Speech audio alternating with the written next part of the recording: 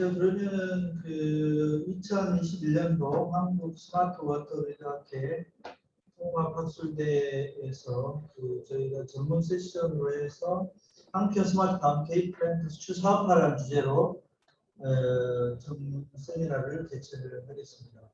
이번에 발표를 해주시는 강사님들을 잠깐 소개를 드리자면 국제원예교육연구원의 이영거 원장님께서 직접 중앙아시아의 그 스마트팜 분야에 대해서 발표를 해주시고요.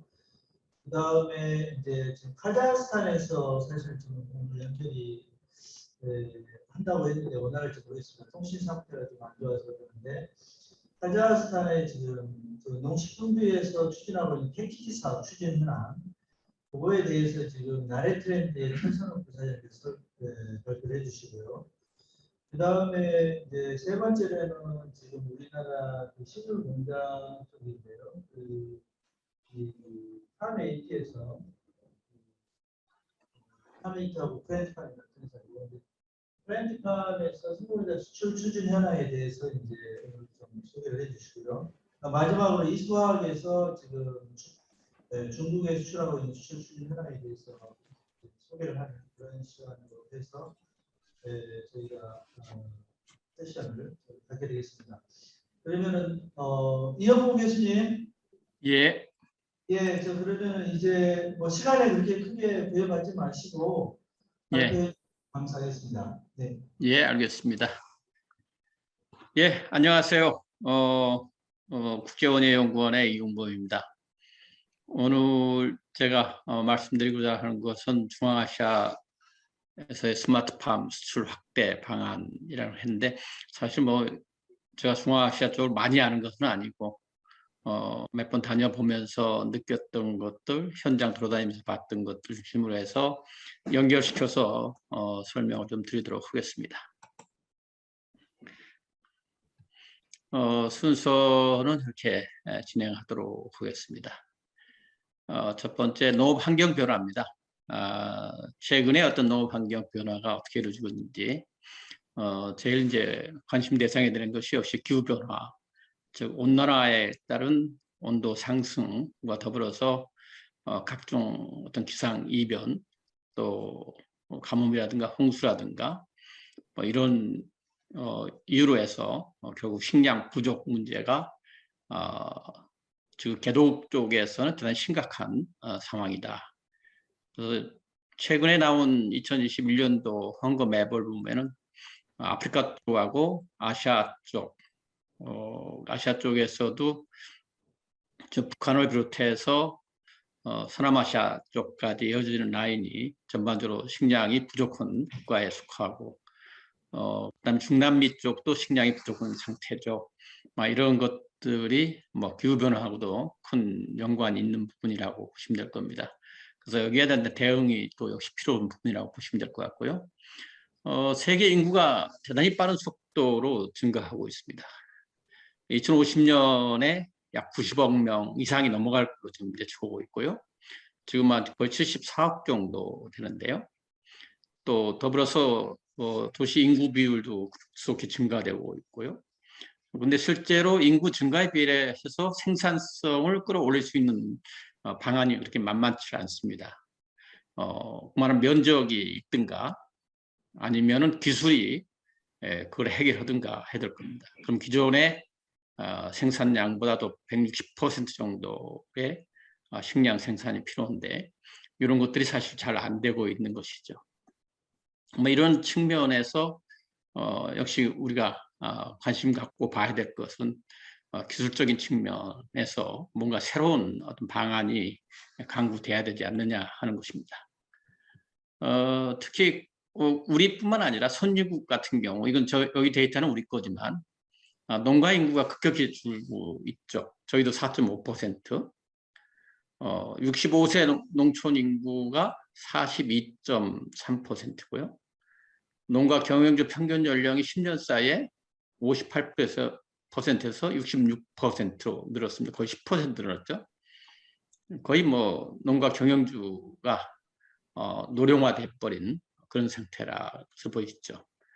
그것이 이제 시간이 흘러가면 밑에 있는 맨 우측에 있는 그림처럼 거의 뭐 젊은 사람은 없고 노인만 있는 노인 국가로 전락할 수 있는 것이 바로 이제 저희 나라 같은 경우고, 또 선진국들도 유사한, 그러면 저희만큼은 되지는 않겠지만 그런 상황이다. 그래서 이런 어떤 농가의 어떤 그 인구 문제, 또 고령화 문제가 생산 기술적인 측면에서도 생산량을 확보하는 데서도 많은 어떤 문제로 나타나고 있다라고 보시면 될 겁니다. 또 사회 트렌드로 봐서는, 근래 와서는 이제 스마트 농업이 확산되고 있는 건 익히 잘 알고 계실 겁니다. 농업 인구가 고령화하고 고령화되면서 인력 문제, 역시 이런 문제를 해결하기 위한 방안이 결국 ICT 기술을 응용하는 스마트 농업 쪽으로 가는데 좀 더 앞당겨 가고 있는 어떤 그런 상황이다라고 보시면 되지 않을까 생각됩니다. 그 다음에 이제 4차 산업혁명이 대단히 빠른 속도로 확산되고 있죠, 역시. 특히 4차 산업혁명이 우리 스마트팜의 확산에 크게 또 기여를 하고 있습니다. 또 디지털 기술이라고 할 수 있는 사물 인터넷, 빅데이터, 인공지능과 같은 기술들이 우리 스마트팜 쪽으로 접목되면서 융합되면서 결국 스마트팜 자체가 1세대, 2세대, 3세대로 넘어가는 단계별로 발전해 가는데 크게 기여하고 있는 어떤 그런 상황이다라고 보시면 될 것 같습니다. 그래서 농업은 근래 와서 융복합 농업 생태계라고도 말을 하고 있는데요. 결국 농업 자체가 ICT 기술뿐만 아니라 많은 외부의 신기술들을 받아들여서 새로운 걸 만들어내고 있고 창출하고 있고, 또 앞으로 미래지향적인 어떤 농업으로 발전해 가고 있지 않나 하는 겁니다. 그래서 이런 측면에서 봤을 때 스마트팜이 하나의 그 대안으로서 많이 나타나고 있는 부분 중에 하나고, 이런 스마트팜 시장은 지금 어떤가 한번 보도록 하겠습니다. 국내 스마트팜 규모는 연평균 6.7% 정도 증가되고 있고요. 지능형 작업기 같은 경우 9.2%, 식물공장은 14.7%입니다. 근데 식물공장은 규모가 작습니다. 시장 규모가. 평균 증가율은 대단히 높긴 하지만, 근데 근래 와서 많은 기업체들이 여기도 많이 관심을 갖고 있는 부분도 있죠. 예. 또 글로벌 스마트팜 규모도 2025년이면 한 220억 정도. 그 중에서도 이제 차지하는 비중을 봤을 때 스마트팜 전체로 봤을 때 220억인데 전체 어떤 그 성장률은 9.8% 정도. 근데 그 중에 그 스마트 농업 중에 노지 농업이 월등히 클 겁니다. 이게 보시다시피 노지 쪽이 녹색인데 노지 쪽이 훨씬 많이 커지는 걸 볼 수 있을 겁니다. 그러나 일반 시설원의 쪽의 스마트 농업보다는 노지 쪽, 그다음 드론이라든가 자율주행 트랙터라든가 이런 쪽이 대단히 빠른 속도로 같이 증가하고 있다. 그래서 전체로 봤을 때 스마트팜이 노지의 정밀 농업하고, 그 다음에 시설 농업, 시설 농업 쪽에도 이제 시설 원예도 있고 시설 축산도 있고 시설 뭐 버섯도 있고 다 포함되겠죠. 이런 것들이 전체적으로 봤을 때 평균적으로 9.8% 정도 성장할 것이다라고 내다보고 있습니다. 국내 스마트팜 농업 정책도 2013년도에 발표된 농식품 ICT 융복합 확산 대책을 근거로 해서 현재 현장 보급이 많이 이루어지고 있고, 그것이 뭐 많이 발전된 것이 이전에 어떤 다양한 형태로 접근해 가고 있는 상태라고 보시면 될 것 같습니다. 그러면서 시범 생산단지가 조성되고 있다라고 보시면 될 것 같습니다. 국내 스마트팜이 결국 이제 발전해 나가기 위해서 또 우리가 갖춰야 될 것들, 나갈 방향. 지금 제일 우리가 지금 스마트팜 발전을 과정에서 제일 시작한 부분이 역시 센서 문제가 있고요.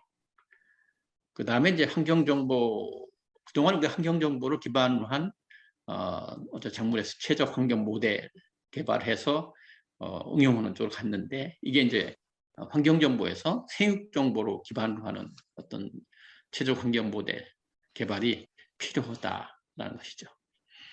또 지금 이제 한참 많이 얘기가 되고 있는 빅데이터 문제, 뭐 클라우드 기반의 어떤 그 통합 시스템 개발, 막 이런 것들이 지금 이제 연구 과제로 해서 많은 연구 연구 단위랄까 이쪽에서 스마트팜 연구 사업단 쪽에 세부 과제들로서 많은 부분이 이쪽에 관여해서 연구가 되고 있고, 그 외에도 각 그 농지청이라든가 이런 쪽에서도 집중적으로 이쪽 연구가 진행되고 있는 상태이긴 합니다만, 이쪽이 이제 사실 저희가 좀 더 보완해야 되는 부분이다. 또 더불어서 스마트팜 표준 기술 표준도 제정을 해야 되겠고, 또 제품 인증 절차 문제도 남아있는 상태입니다. 그래서 이런 것들이 잘 아우러져야 되지 않는가 하는 것이고요. 자, 이런 측면에서 결국 스마트팜을 어떻게 수출 확대로 갈 수 있는 전략이 뭐가 있을까 하는 겁니다. 그래서 이것은 이제 중앙아시아를 중심으로 하긴 하지만 전체를 틀로 해서 한번 보도록 하겠습니다. 스마트팜 효과라는 것은 익히 잘 알고 있는 노동력 절감, 병해충 발생 억제. 사실 이제 환경 조절을 잘 함으로 해서 병해충 발생 억제 효과가 대단히 큽니다. 거기에 따른 생산성 증대, 이런 식으로 나타난다라고 보시면 될 겁니다. 그래서 스마트팜 혁신밸리가 근래 이제 그 김제를 중심으로 해서 4개 지역에 지금 설치되고 있습니다. 김제는 벌써 시설 다 설치 끝났고, 아마 다음 주 정도에는 벌써 입주가 시작되지 않을까. 그래서 아마 기회가 되시면 한번 다녀와 보시면 좋을 것 같고요. 먼저 이것은 스마트팜 혁신밸리 같은 경우는 청년 농성이 가장 중요하고, 거기서 필요한 기술, 또 데이터 축적, 이런 것들이 될 겁니다. 일단 이게 4개 지역에 만들어지면은 여기서 나름대로 많은 우리한테 필요한 정보들, 젊은 사람들이 뭘 필요하고 뭘 응용하고 하고 싶어하는지도 나타나지 않을까 생각됩니다. 더불어 여기에 따라서 그 현장 기술 지원 팀이 이제 구성돼야 될 것이고, 전문가 양성이 돼야 될 겁니다. 이것은 이제 결국 농식품부와 대학까지 농지청을 포함한 많은 기관들이 협력해서 이루어져야 될 부분이 되지 않을까 생각되는 부분이고요. 스마트팜 자체가 모델 자체가 지금 저희가 1세대, 2세대, 3세대 이렇게 우리가 부르고는 있는데, 1세대, 지금 우리가 보고 있는 1세대는 편의성 중심이죠. 간이한 것부터 시작해서 좀 복잡한 것까지, 그래서 좀 더 융통성이 있게 쓸 수 있는 복합학력 조리 시스템을 갖추고 있는데 하고, 그렇지 않은 아주 간이하게 관리할 수 있는, 자동화시킬 수 있는 정도 것들만 된 것들도 있습니다. 이것들이 이제 생체 정보 중심으로, 재배 환경 중심으로 이루어졌던 것들이 이제 생체 정보 중심의 어떤 1세대 스마트팜으로, 즉 거기에 기본이 되는 것은 빅데이터나 인공지능, 그 다음에 클라우드 기술들이 응용된다 보시면 될 거고, 여기에 이제 3세대로 넘어가는 과정에 또 지금 많은 부분이 연구가 2세대 쪽을 기반으로 해서 현재 연구되고 있는 것을 많이 이루어지고 있다. 그래서 다음 이제 연구는 또 역시 3세대 쪽으로 넘어가겠죠. 로봇 기술까지요. 그래서 이미 일부분은 로봇 기술 같은 경우는 벌써 연구가 들어가 있는 상태라고 보시면 될 겁니다. 그래서 1세대 스마트팜에 대한 것은 이런 자료들이 워낙 여기저기 많이 돌아다니니까 보실 수 있을 거고요. 가장 이제 근본적인 2세대 지능형 정밀 생육 관리라고 해놨지만 가장 핵심적인 용어라고 보시면 될 것 같습니다. 그 다음에 3세대 스마트팜, 결국 이제 우리가 필요는 많은 정보를 얻어서 그걸 기반으로 해서 전체를 작물의 어떤 그 생산까지, 그래서 유통까지도 이어지는 어떤 그런 통합 시스템이 되겠죠. 그래서 이 부분까지도 일부분이 터치되고 있고, 그래서 빠른 시간 안에 기술적으로 많이 보완이 되지 않을까 생각이 들어갑니다. 그러나 아직까지는 유럽을 따라가기까지는 아직도 시간이 많이 좀 걸릴 것 같고요. 그렇지만 이제 아시아권에서는 뭐 일본에 좀 뒤쳐져 있기는 하지만 그래도 일본과 중국, 한국 쪽이 이쪽에 많이 관심 갖고 하고 있다라고 보시면 되겠죠. 이것도 이제 한국형 스마트팜 모델 것들이니까 한번 참고로 보시면 농지청에서 했던 것들이고요. 결국 중요한 것은 스마트팜 모델을 만들고 이것을 표준화하고, 그래서 이걸 근간으로 해서 미래 농업 성장의 어떤 산업으로서 확산 보급해가는 어떤 그런 과정이 이제 남아 있다. 그래서 그것을 각 기관들이 협업을 해서 이뤄내야 될 부분이 아니냐 하는 것들이죠. 그래서 결국 농업 혁신 거점으로서 스마트팜 확산 기반을 조성을 해야 되는데 그 외연 확대를 해야 되겠죠. 그러기 위해서는 노지부터 시작해서 온실, 축사, 그 외에 다양한 부분, 스마트팜이 이제 거기 포함되어 텐데요. 실제 식물공장이나 수익농장까지도 다 여기다 포함시켜야 될 겁니다. 또 ICT 기술, 그러니까 가지고 있는 ICT 쪽의 기업들과도 협업을 해서 좀 더 뭔가 발전적으로 하는데 기여할 수 있도록 대기업들도 참여시키는 것도 필요할 것 같고요. 또 스마트팜 중심의 어떤 유통 수출 지원, 특히 수출 지원 쪽이 거의 안 이루어지고 있습니다. 그러나 우리 농산물 수출할 때는 많이 지원이 되거든요.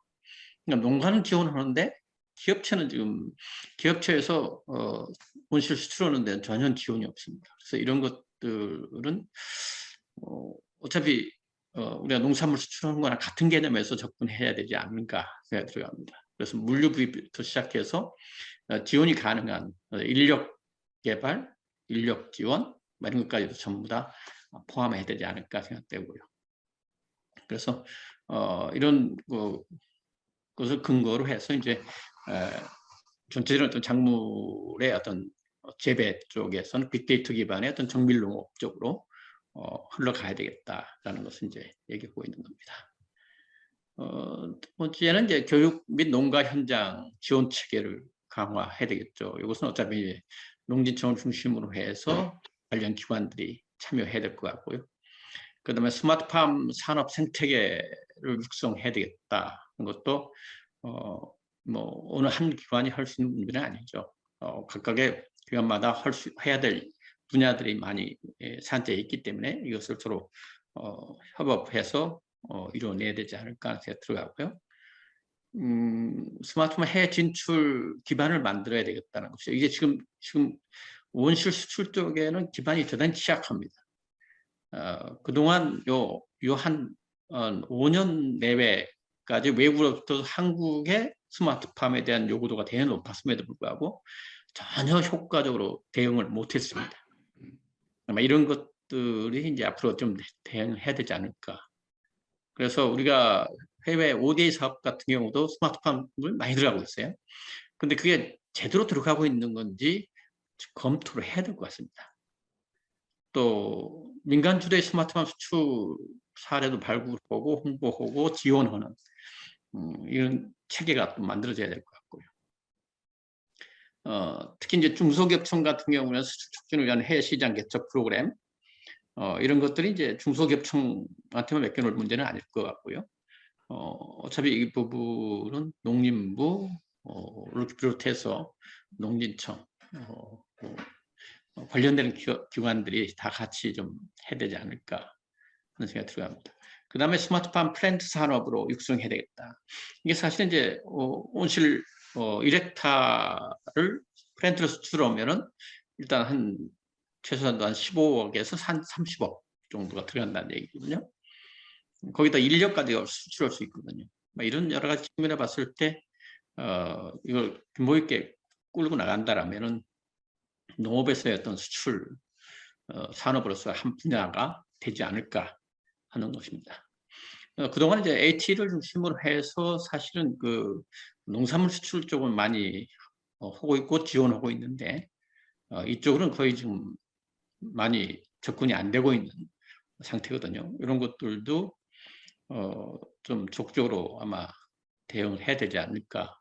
또 기업체들이 뒷받침이 안 되다 보니까 별로 외국 진출을 갖다 잘 못하고 있는 그런 상태로 보입니다.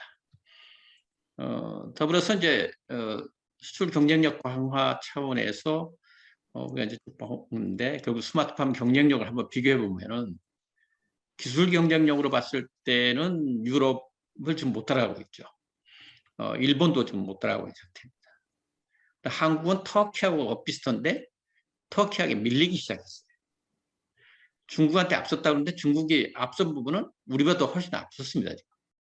대단히 아주 애매한 우리가 스스로 기술 경쟁력 그냥 이 정도 돼라고 하고 있지만 아마 잘못하면 꼴등으로 갈 수 있는 상황입니다. 그만큼 각 나라들이 특히 수출 쪽에 관한 한은 대단히 적극적으로 나서고 있고 아마 지원이 있지 않나 생각 들어갑니다. 가격 경쟁력에서도 우리가 대단히 취약해요. 뭐 일본이 제일 비쌀 겁니다. 그 다음에 이제 유럽 쪽, 한국이 또 비싸죠. 터키가 우리보다 싸요. 기술이 왜 떨어지지 않아요. 그러니까 터키가 중앙아시아는 거의 많이 잠식하고 있죠. 또 중국은 저렴한 가격을 중심으로 해서 또 중앙아시아 시장을 접근해서 많이 차지하고 있는 뭐 그런 상태라고 보시면 될 것 같습니다. 이것들이 하여튼 다른 여러 가지 각도에서 우리가 좀 봐야 될 부분이라고 보는데요. 그렇다면 결국 이제 우리가 어떻게 하면 이걸 갖다가 중앙아시아 쪽뿐만 아니라 다른 지역에서도 스마트폰 실의 어떤 가격 문제, 가격 경쟁력 문제를 좀 앞세워 끌고 갈 수 있을까? 그래서 여러 가지 방법으로 접근해야 될 겁니다. 저가의 로우테크 하우스도 갈 수 있지 않느냐. 비가림 하우스가 필요할 수도 있어요. 그럼 그건 중국한테 맡겨? 이건 아니거든 사실은요. 결국 그 소비자인 중앙아시아 쪽에 있는 농민들이 원하는 것이 어느 정도 수준의 것들을 원하느냐를 찾아야죠. 그래서 다 가지고 있는 돈 자체가 다 다르기 때문에 결국 또 원하는 기술의 어떤 그 온실을 다 다르다는 얘기죠. 거기 맞춰주는 어떤 개념이 필요하죠. 그래서 저가의 로우텍 하우스, 또 중저가의 어떤 미드텍 스마트 하우스, 스마트 온실, 고가의 우리 지금 하고 있는 최근에 지어주고 있는 고가의 하이텍 스마트 온실들, 이런 어떤 쪽에서 돼야 되지 않을까. 그래서 결국 현지의 소비자들의 요구도를 맞춰가는 무작정 하이텍, 고가의 하이텍으로 하려고 해서는 안 된다는 얘기죠. 그럼 어떻게 보면 저가로 하면서도 거기에 기술을 좀 더 많이 투입시켜주고 그 사람들이 좀 편안하게 농사 짓게 뒷받침을 해주느냐는 거거든요. 이제 그걸 지금 터키가 잘하고 있거든요. 근데 우리는 그걸 뒤쫓아하지 못하고 있는 상태거든요. 뭐 이런 것들도 우리가 한번 좀, 물론 터키가 지정학적으로 좀 유리한 조건이 있습니다. 그래서 이것도 한번 좀 관심 우리가 가져야 될 부분이 아닌가.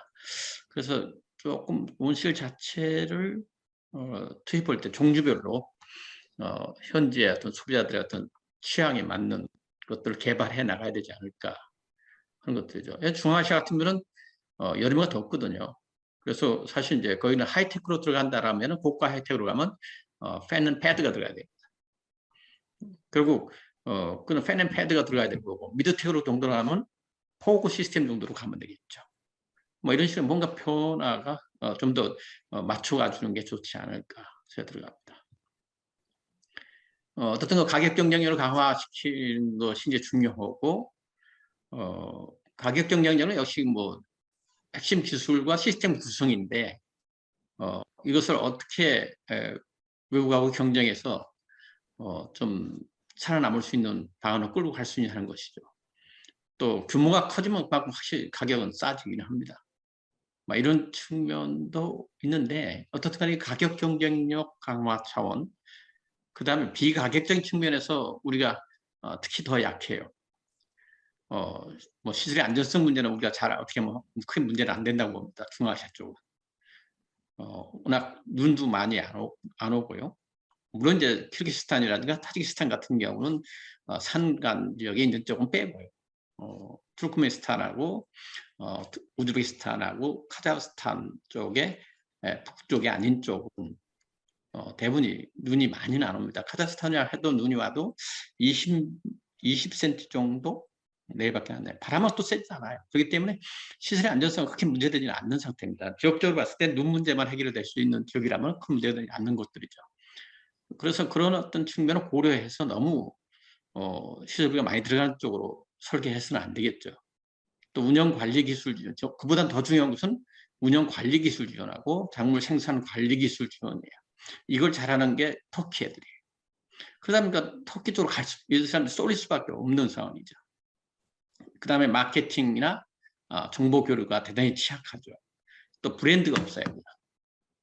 이런 것들을 좀 더 또 중앙아시아 환경에 맞는 어떤 시스템을 도입하는 것들이 아주 취약하다. 상대적으로 이런 것들은 우리가 관심 갖고 거기에 맞는 꼭 필요한 환경 제어 시스템들, 제어 기술들이 들어가야 되겠다라는 것이죠. 어떤 스마트팜 분야는 수출할 수 있는 분야는 뭐 노지부터 시작해서 다양한 분야에서 여기 나와 있듯이 다양한 분야에 다 적용할 수 있을 겁니다. 그렇기 때문에 이것을 좀 더 다양한 더 세분화시키고 분야별로 들어갈 수 있는 부분들을 아마 검토해야 되지 않을까. 이건 국가적인 차원에서 한번 진행할 필요도 있지 않을까, 지원이 필요하지 않나 생각됩니다. 근데 제일 중요한 것은 지금 스마트팜 수출을 해놓고 돈을 못 받고 있는 상황이에요. 그런 상황으로 올해는 특히 와서 국내 기업들이 어려움을 겪고 있는 상태죠. 대단히 어려움을 겪고 있죠. 그러니까 돈을 받을 수 있는 방안을 찾아내야 된다. 그래서 그 소비자인 외국의 소비자가 온실을 지어주고 운영하게끔 해줬을 때 거기서 결국 우리가 돈을 받고 나와야 되는데 이게 지금 만만치 않은 상황이다. 그래서 뭔가 농가 손에서 돈이 나오는 게 아니라 뭔가 좀 더 편하게 안전하게 돈이 기업체로 들어올 수 있게끔 시설에 들어가면 그만큼 나올 수 있는 그런 어떤 체계를 그런 걸 만드는 것도 필요하지 않느냐. 그래서 제일 중요한 건 수입국에 정부 지원이 된다라면 제일 좋을 겁니다. 근데 지금 이게 안 되죠. 국가적인 힘이 없어요. 차관 사업은 괜찮을 겁니다. 그 외에도 국제기구 쪽 지원도 있을 거고, 국내 5대 사업 같은 경우, 하여튼 여러 가지 어떤 다른 측면에서 아니면 양측에서 1대1로 한다든가, 또 수입국의 은행 융자라든가, 이런 것들이 이제 가능할 부분인데, 요 중앙아시아 사람들이 다 사회주의국가 출신들 아닙니까? 사회주의국가 이런 경험했고, 땅이 대부분 뭡니까? 국유화되어 있는 상태죠. 그러다 보니까 사실 또 접근하기 아주 쉽지만 않고, 또 그 땅을 갖다 사용권을 가지고 있는 사람들이 대부분이 몇 사람이 많이 가지고 있고, 대부분 일반 사람들은 소장층으로 돼 있다는 얘기죠. 그러니까 이 사람들이 필요당 시설을 갖다 지을 수 있는 상황도 안 된다는 얘기죠. 또 제일 중요한 게 자금 조달이 안 되는데 금리가 너무 높아요. 또 정부에서 외화가 없습니다. 그러니까 외화가 빠져나가는데 대단히 어려움을 겪고 있는 상태라는 얘기죠. 또 농업 인프라에서 제일 결정적인 게 전기나 에너지 문제, 물류 문제가 대단히 취약하죠. 또 농산물 가격이 낮아요. 싸요. 그러다 보니까 농산물 생산해서 그걸 어떻게 해결할 수 있는 방안도 만만치 않고요. 결국 자체적으로 소비하고 나머지 이제 러시아로 수출하는 게 대부분인데 이것이 잘 안 되면은 결국 대단히 어려움에 봉착할 수도 있다는 얘기죠. 또 신기술에 도입하는 데 있어서 아직까지 이쪽에 교육 한 번 안 받은 사람들이니까 농민들이요. 바로 접근하기가 쉽지 않죠. 이제 제일 결정적인 건 정부 지원 차원의 어떤 지원이 없어요. 정책은 있는데 재정적인 지원은 없습니다. 그러니까 선진국으로 갈수록 재정적인 지원이 많죠.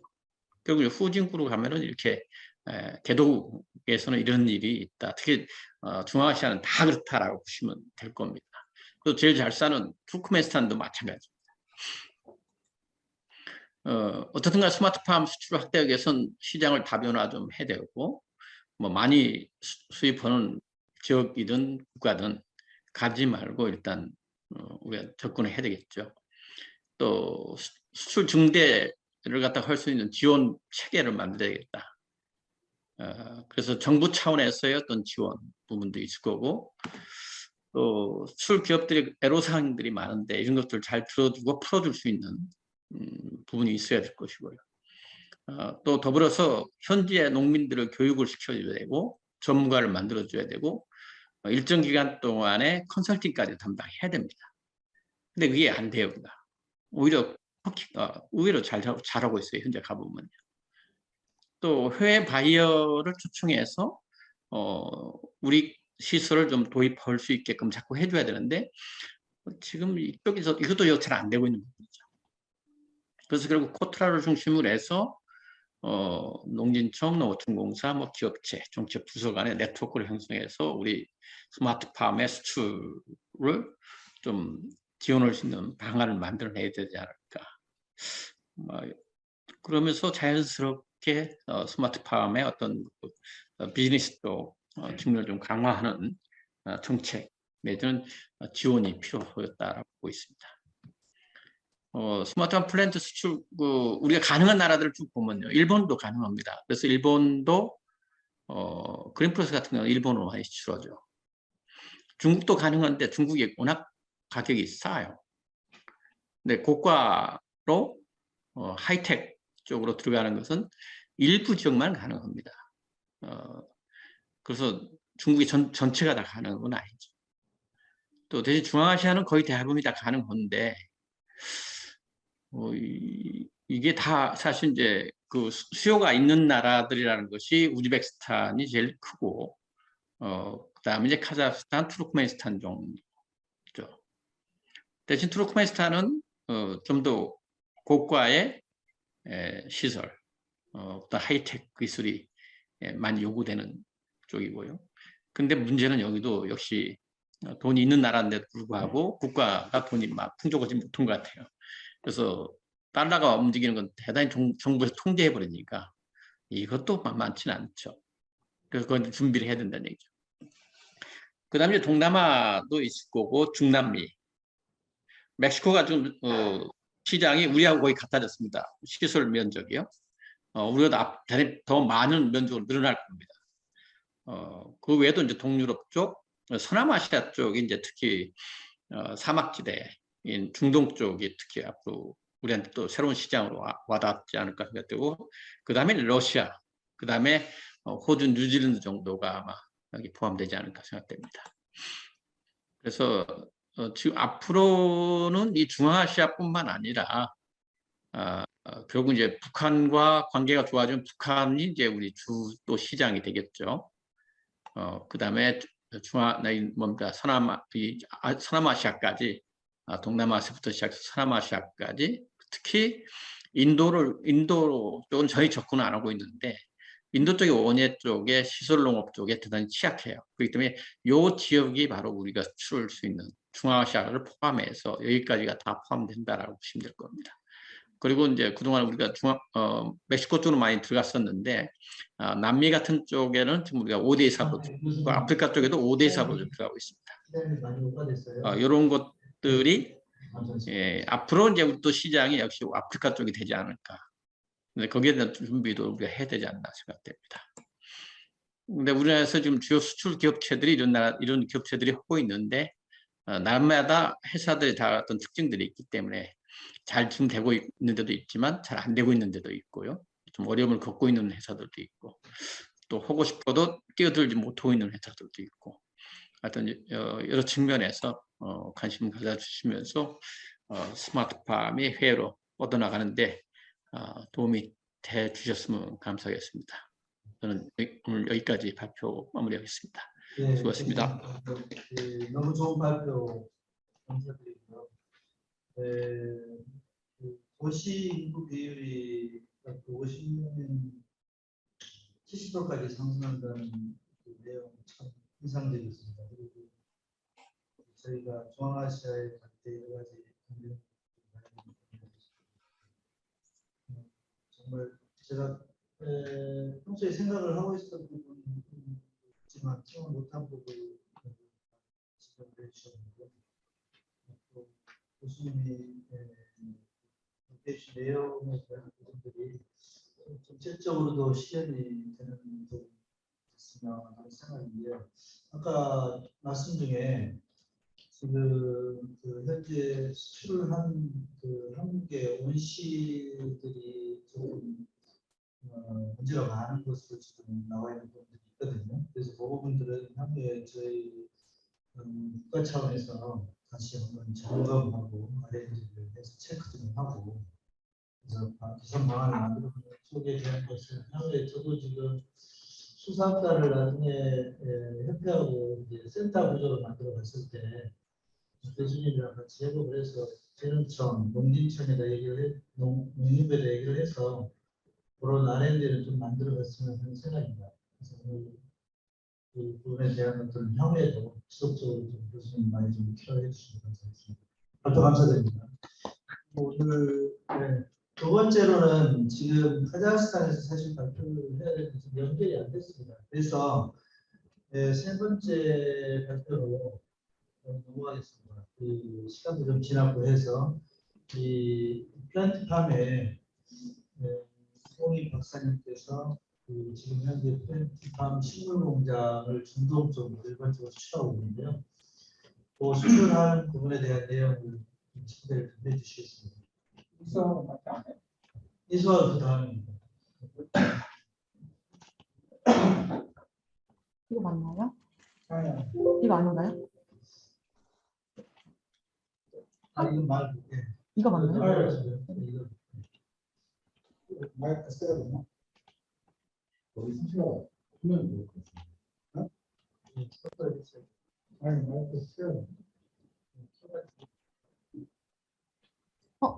켜져 있는 거. 네. 네, 감사합니다. 해도 돼요? 네.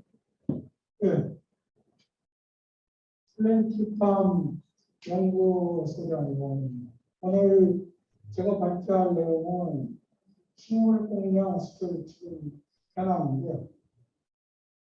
그 전에 앞서서 제가 지금 근무하고 있는 플랜티팜에 대해서 잠깐 소개를 드린 다음에 발표를 시작하도록 하겠습니다.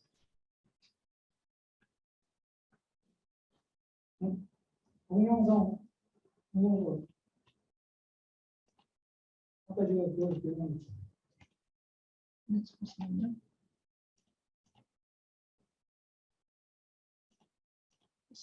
그 회사 소개는 일단 그 연합뉴스하고 MBN에서 취재한 동영상을 이거 아니에요. 이거 아니에요.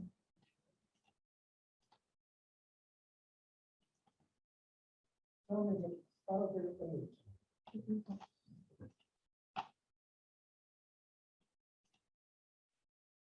동영상을 보시고 이와 더불어서 실제 식물 공장을 구축 현황과 회사가 갖고 있는 기술에 대해서 잠깐 소개를 해드리고 수출 현황에 대해서 설명드리겠습니다. 동영상 여기 있네. 지하철 역사 등 햇빛이 없는 밀폐 공간에서 친환경 농산물을 재배하는 첨단 수직형 식물 공장이 주목받고 있습니다. 네, 연중 신선한 농산물을 생산할 수 있고 생산성은 일반 농지보다 40배나 높습니다. 강창구 기자입니다. 서울의 한 지하철 역사에 설치된 식물 공장입니다. 상추 등 각종 채소가 자라는데 빛은 인공 조명으로 대신하고 온습도와 배양액은 자동으로 공급됩니다. 생산된 채소는 즉석에서 가공 포장돼 무인 자판기를 통해 판매됩니다. 지하철 역사에서 신선한 농산물이 재배되는 모습에 승객들은 감탄합니다. 지하철역 안에 식물을 기르는 곳이 있어서 신기하고 식물이 이렇게 많이 있다는 걸 보고 재밌었어요. 이 회사는 서울 시내 지하철 역사 5곳에 이 같은 최첨단 식물 공장을 운영하고 있습니다.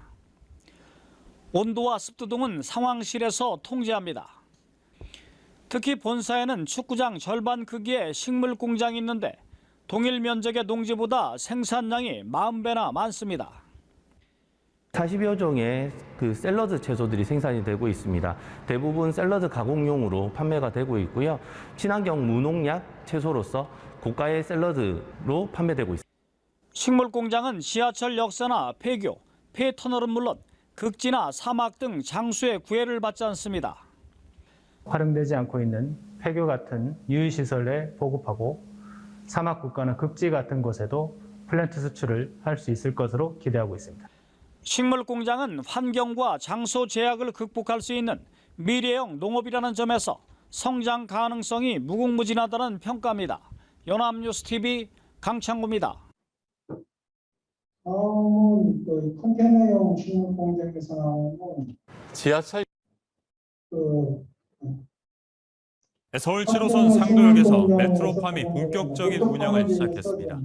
이 메트로팜은 로봇이 채소를 재배하는 스마트팜 시스템으로 올해 안에 총 5곳의 지하철역에 메트로팜이 들어설 예정입니다. 이현재 기자입니다.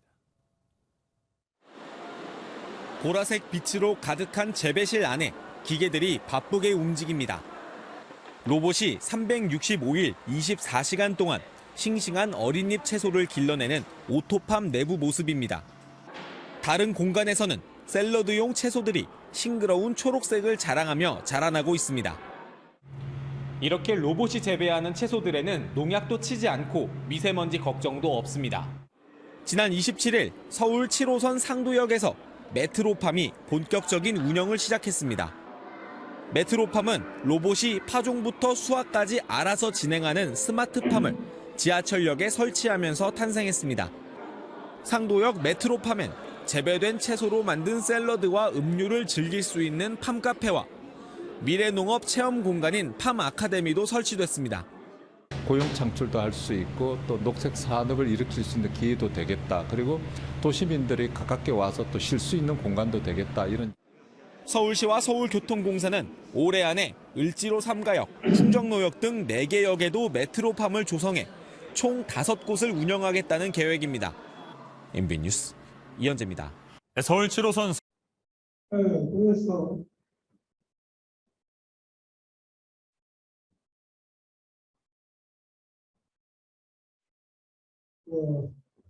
저희 회사의 현황 지원을 말씀드리면 2024년에 농업회사라는 민회원으로 설립되었습니다.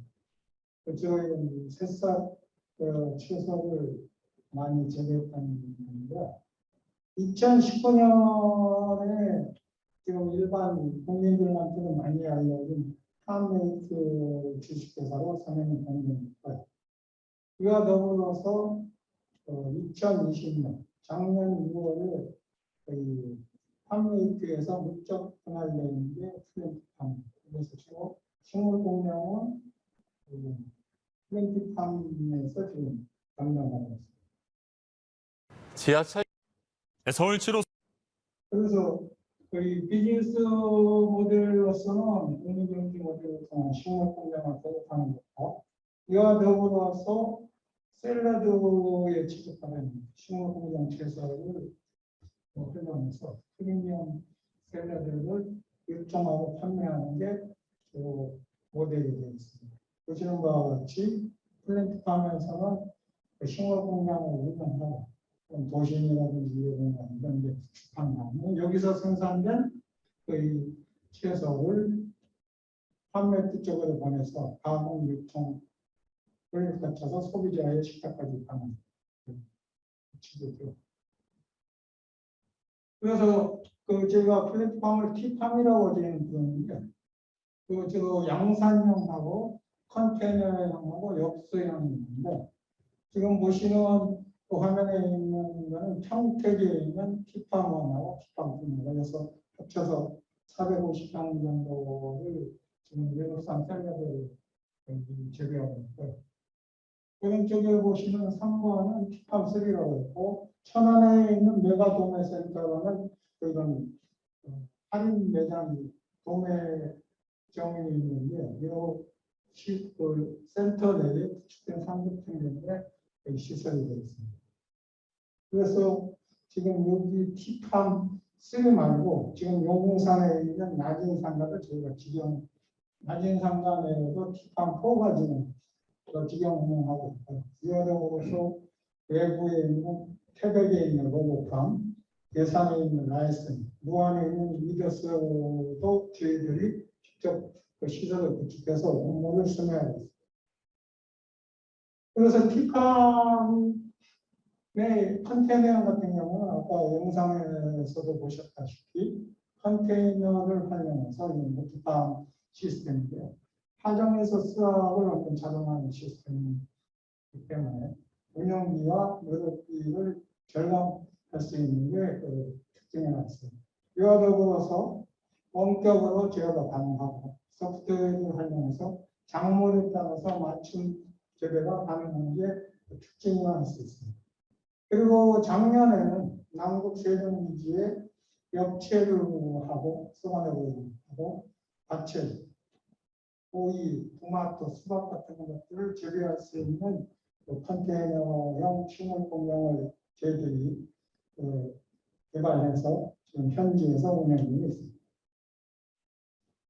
그리고 메트로파미너에서 서울교통공사 산하에 5개의 지하철 역사에 상도가 거의 100평 정도인데 상도역, 천안역, 답신역, 을지로 상가역, 충정로역에 저희들이 직접 메트로팜을 운영하고 있고 상도역에서는 어린이들 대상으로 체험 프로그램도 운영 중에 있습니다.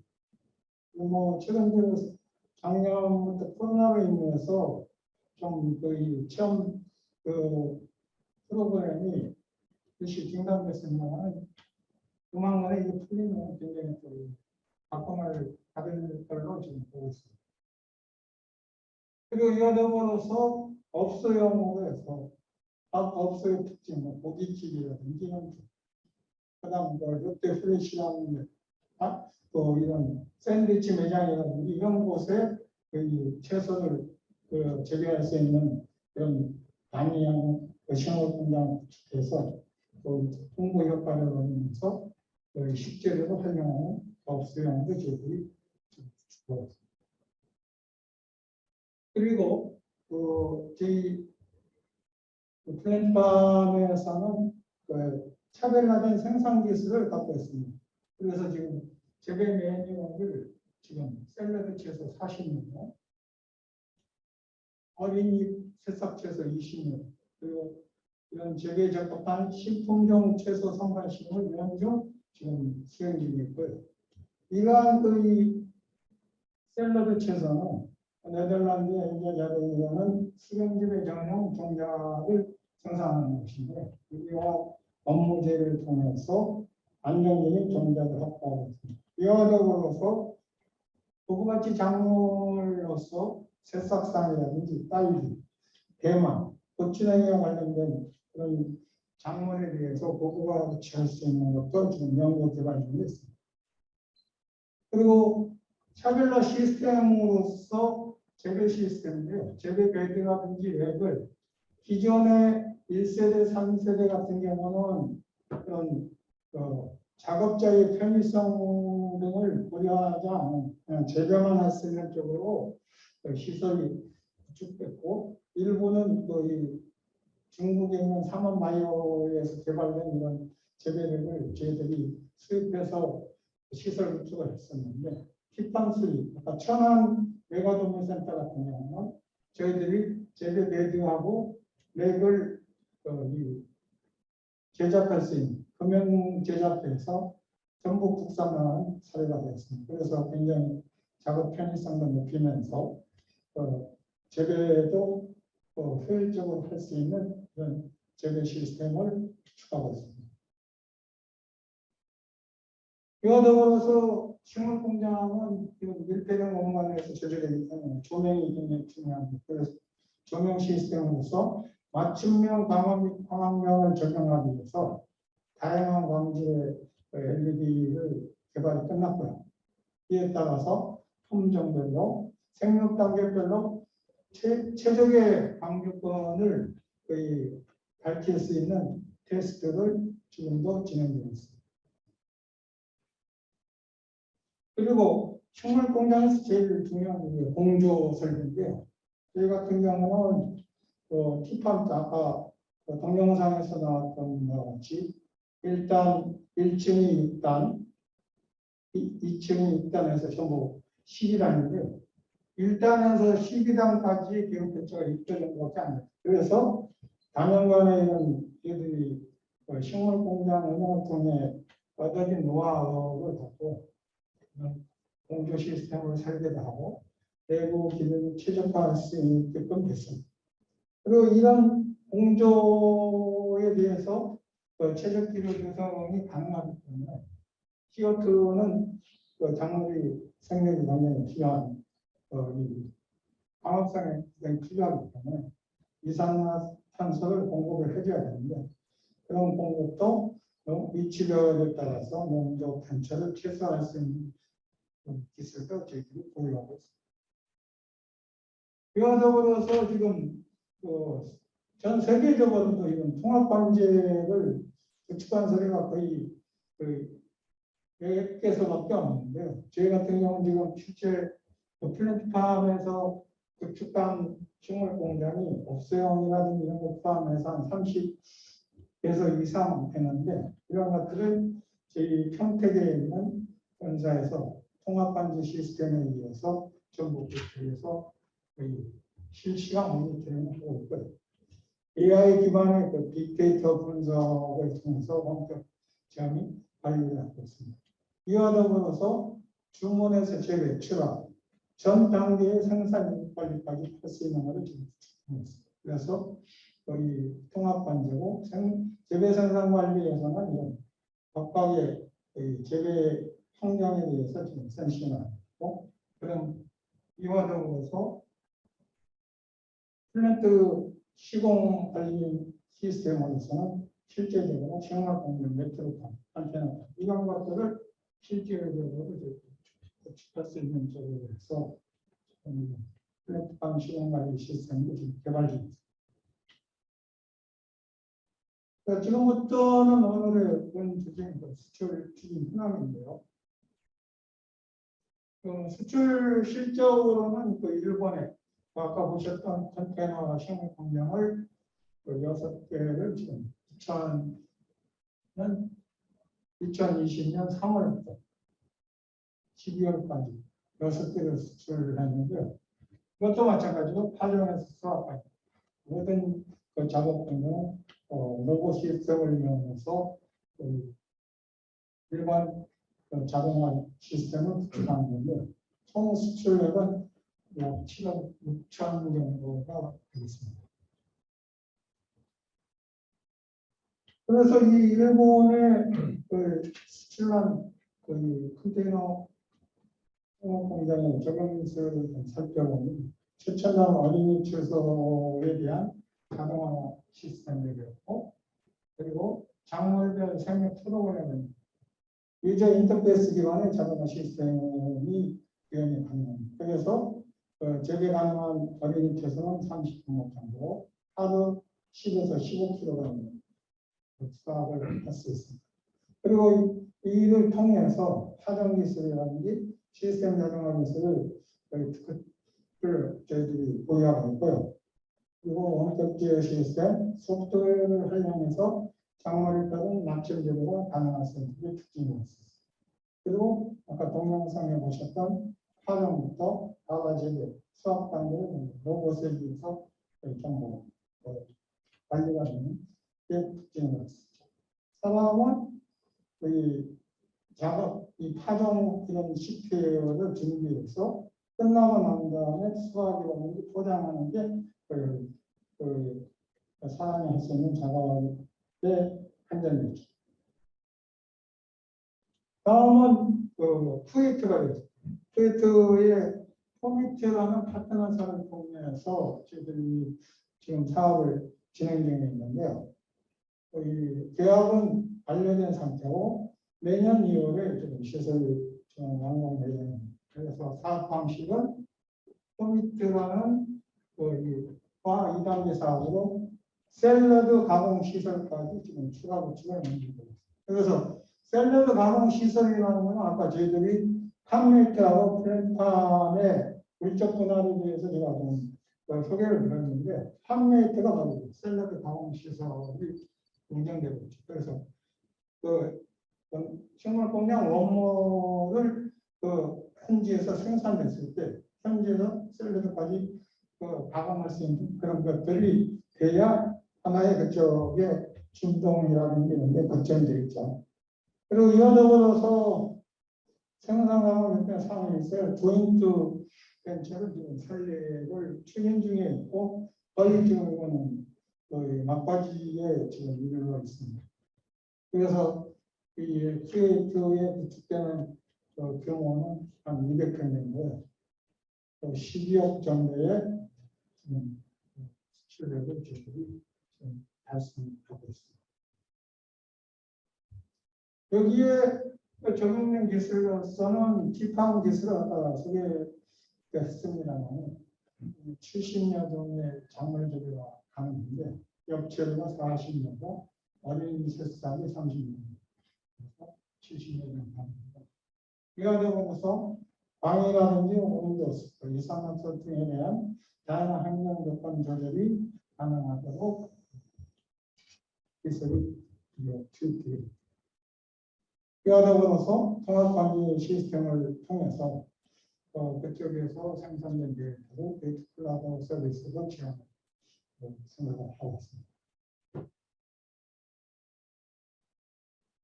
그리고 지금 그 계약 진행 중인 것이 있는데 몽골 같은 경우는 이미 이게 시설 구축이 끝났어야 되는데 코로나로 인해서 저희들이 조금 늦어졌습니다. 그래서 지금 파트너의 오스모가 있는데 몽골 정부 시범사업과 방산업체 리오틴토와 연계한 이런 사업인데 한 150평 정도의 시설을 구축하는 것 있습니다.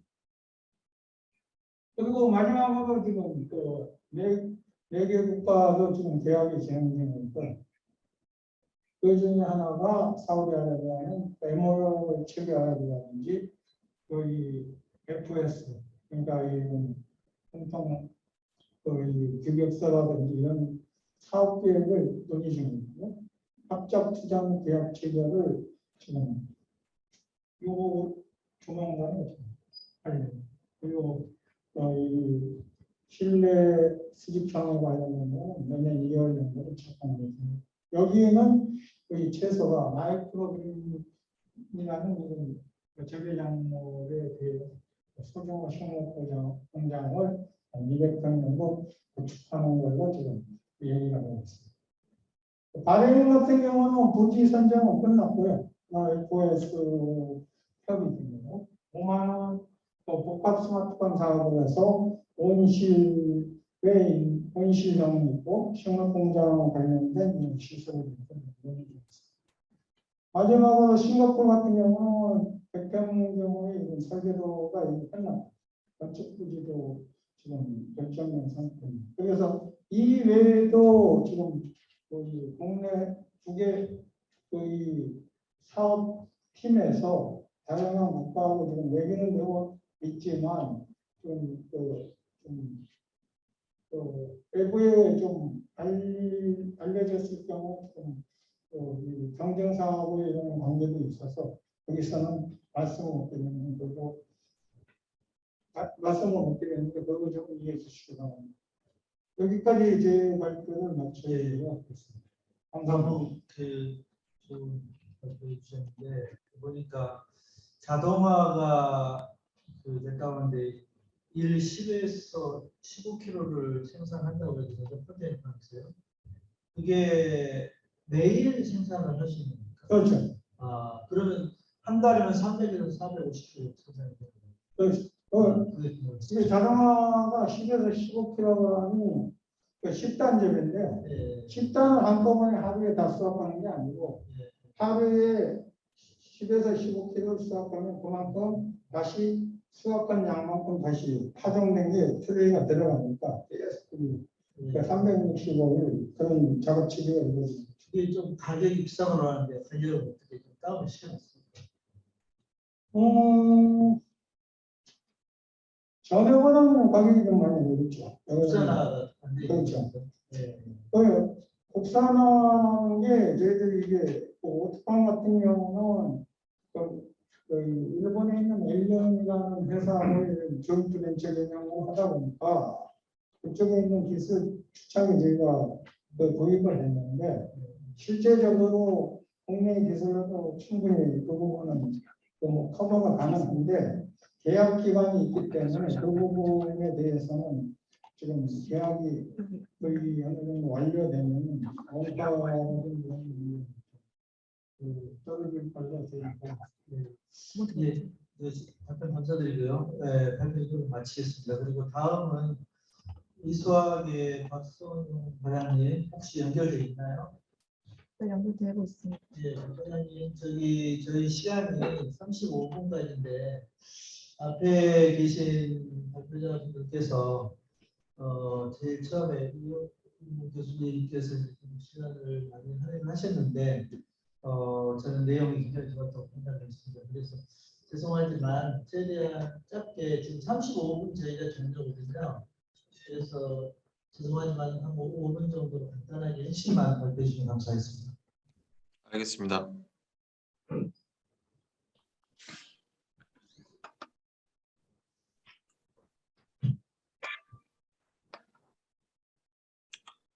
제가 직접 공유를 해야 되나요?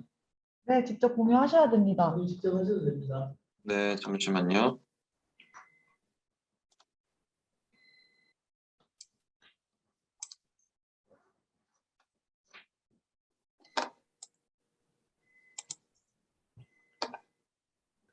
준비하시는 동안 지금 프로젝트 정보하고 협의를 하고 있잖아요. 어제 뭐예요? 방문했었죠. MOU 했죠. MOU 체결했어요. 네, 소식 들었습니다. 그래서 제가 수사학과에서 프로젝트 정보 쪽하고 얘기를 하고 있는데 거기 한 10회까지 연수를 해야 되거든요. 그래서 거기를 전략적으로 팬티팜하고 같이 좀 갔으면 좋겠습니다. 알겠습니다. 그리고 내일 사실은 포트라에서 프로젝트 대표단들하고 협상을 합니다.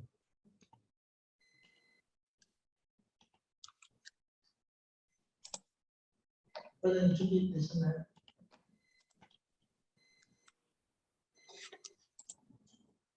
네, 그래서 시간이 별로 없어서 앞에 분은 좀 넘어가시고요. 사례 중심으로 많이 네. 예, 이수학의 박선용입니다. 저희 스마트팜 해외 진출 사례에 대해서 공유를 드리겠습니다. 이수 그룹 소개를 잠깐 드리면은 이수 화학 중심으로 10여 개 계열사 보유하고 있는 중견 그룹이고요. 이수 화학 외에도 제약 바이오, 건설, 창업 투자, PCB 제조를 하는 기업 등이 있습니다. 이수그룹 전체 매출은 2조 3천억 수준이고 최근에도 신사업 투자를 활발하게 진행을 하고 있습니다. 이 제품은 그 세탁 세제 원료인데 최근에는 고부가 이제 특수 제품 스페셜티 케미컬 사업을 중점적으로 키우고자 노력을 하고 있습니다.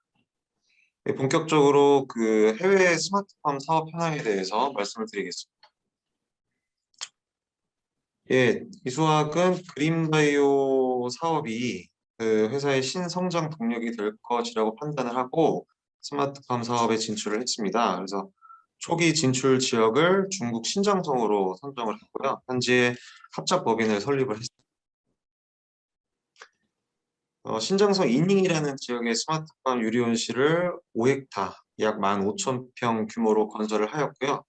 이 지역을 선택한 이유는 중국 정부가 주창하고 있는 1대1로 선상에 있어서 중앙아시아 쪽으로 확장성이 좋고 기후 조건이 좋습니다. 광량이 풍부하고 일교차가 크기 때문에 스마트팜 재배를 위한 적지라고 판단을 했고요. 뿐만 아니라 중국 정부에서 첨단 농업에 관심을 많이 두고 있기 때문에 우호적인 환경이 조성되어 있습니다.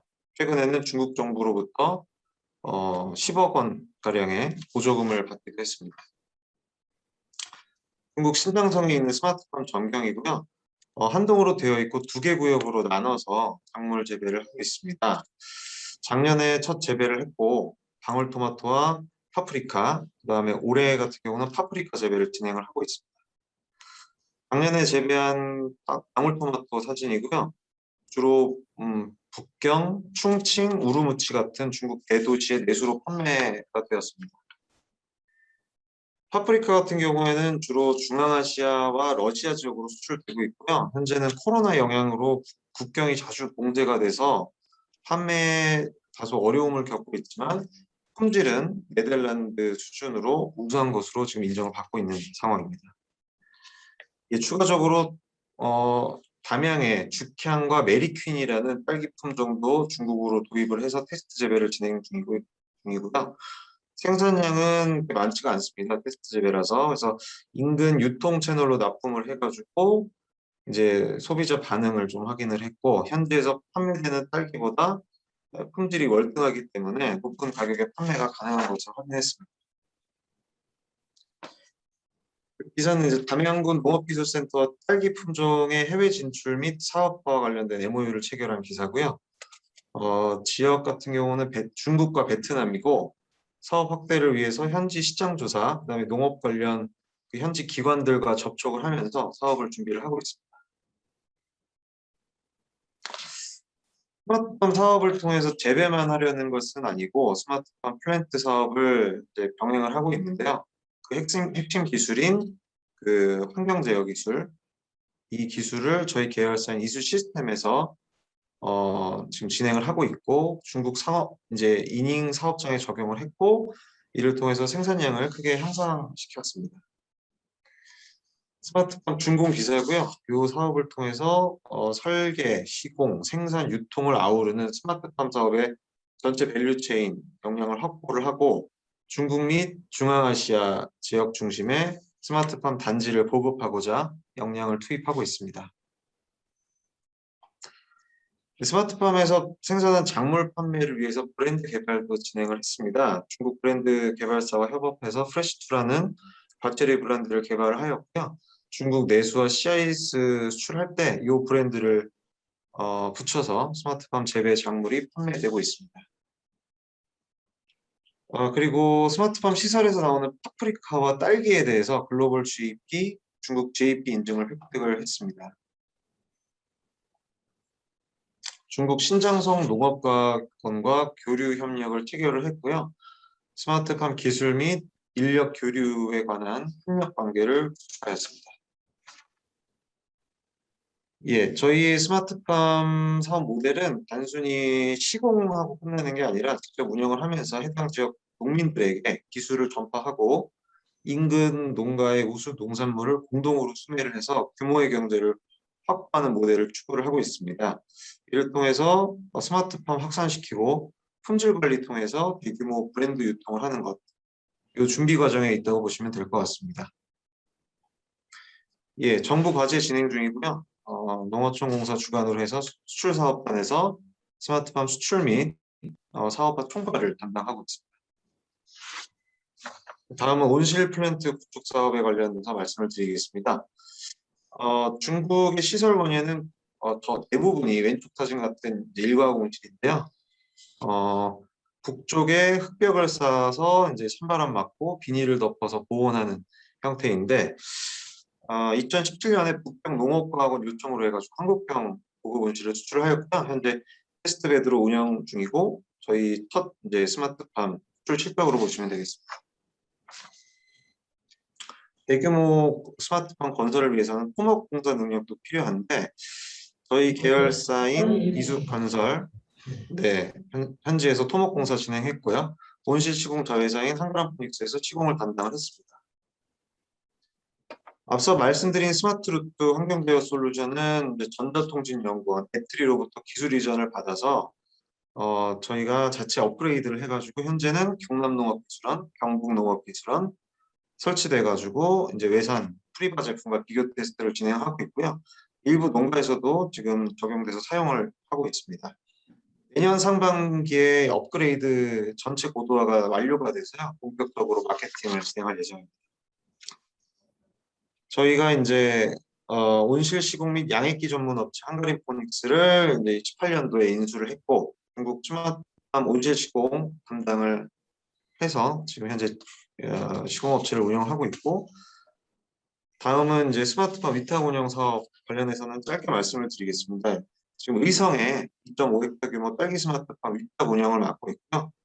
청년들 약 50명에게 스마트팜 재배 교육 진행하고 있습니다. 그래서 전체적인 탁농 교육을 진행을 하고 해서 이제 스마트팜 농장주로 육성을 시키는 중입니다. 현재 재배 중인 딸기 모습이고요. 수경 재배로 진행을 하고 있습니다. 요거는 이제 스마트팜 윗동 운영을 맡게 됐다는 기사 내용이고요. 저희 발표는 여기서 마무리하도록 하겠습니다. 예, 죄송합니다.